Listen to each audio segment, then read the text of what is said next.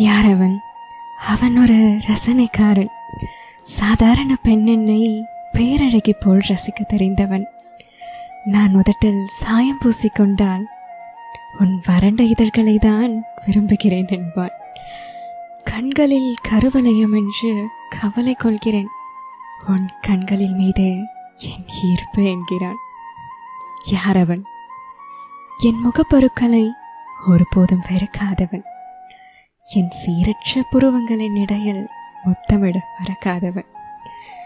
என் மாநில தேகத்தை பார்த்து அவன் முகம் சுளித்ததே இல்லை.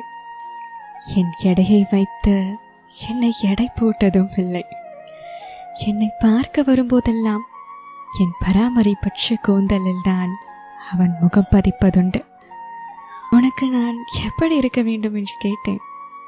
நீ எப்படி இருந்தாலும் என் விழிகள் உன்னை ரசிக்கத்தானே போகிறது என்கின்றான்.